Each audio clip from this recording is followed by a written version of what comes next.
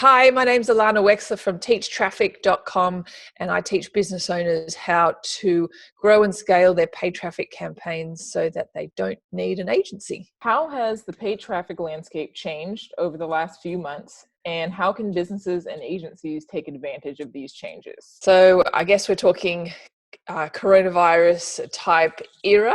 You know, Yeah, so paid traffic has changed massively, where a lot of advertisers have stopped advertising because maybe their businesses are shut. mm, A lot of service type businesses couldn't open, and so therefore a lot of cost per clicks and CPM have gone way down.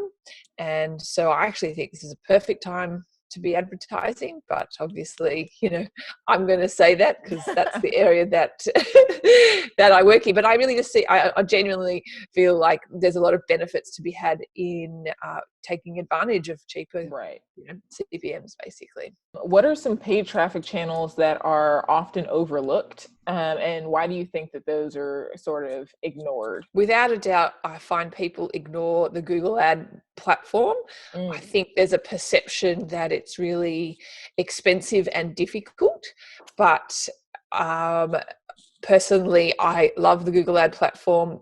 I find no other platform really like it makes the phone ring. So if you've got a business where you need to generate phone calls, for example, a dentist, a lawyer, or anything, there's a huge amount of intent on the Google ad platform, and I'm a massive fan of it. It's incredibly consistent traffic, and once you get it humming along nicely, it just ticks along and bubbles away really beautifully, as opposed to mhm. Facebook, where there's swings of volatility. And I think also people overlook the YouTube ad channel. It's not for every business, but for the right kind of business, it's an amazing ad platform. It's huge, it's fast.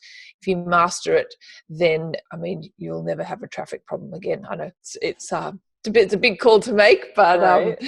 But that sounds it's, great.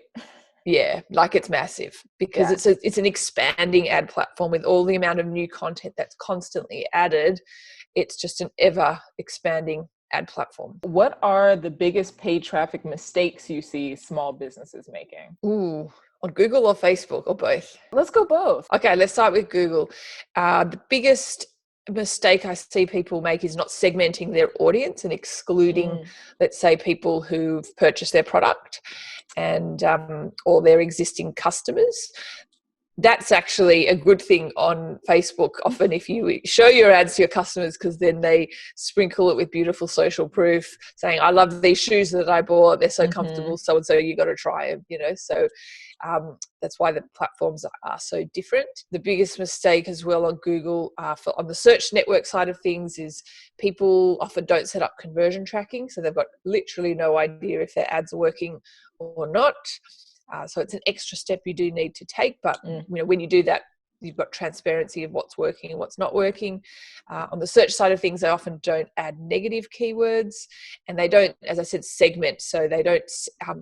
Success with online ads is all about ad relevance, and so you've got to really transport yourself into the mind of your target customer. And if I've typed in rug cleaning Newport Beach, then I want to go straight to that rug cleaning page on your website, not just the homepage, for example. On the Facebook side of things, I find people just go straight for the sale straight away. They don't build a relationship. Facebook is a social platform, and so you need to engage with people in a social manner, tell stories, and lead with value Mm. first. So you mentioned that Google ads and YouTube ads are often kind of overlooked. Do you have any specific tips for people that hear that and want to jump in and get started? They've never used it before. My advice would be to start really small. Mm, Don't start with a huge budget. I would, yeah, as I said, start really small. So on the search side of things, I would possibly just start with maybe the highest ROI for your business, like that type of service where, because you are going to pay more on a cost per click basis. However, there's a huge amount of intent there, so the conversion rates are vastly different in a positive way. So it's all about the cost per lead. So you want to make it a bit of a no-brainer mm, investment for you. So I just like to start with the low-hanging fruit. really. And so, on the search side of things, I just start really small with a low budget. On the YouTube side of things, I probably just start with a very basic YouTube retargeting campaign and see if you can convert your past website visitors into customers and then grow and scale from there. Do you have any tips for people that have done paid traffic but are feeling a little stuck with where they are? Big thing that most businesses I find don't do is they don't retarget on multiple platforms. The classic mistake that people make is they only have their retargeting campaign on Facebook and Instagram, ignoring Google search, display, YouTube and Gmail. So that's an obvious place that people forget to add on. If there's, I guess they really just probably need to, it so depends on the customer, on what they've done. Well, and the type of business that they have, and their target customer, and the way their target customer consumes information throughout that sales cycle. Right. So yeah, I have a feeling this is where the paid traffic puzzle might come in handy.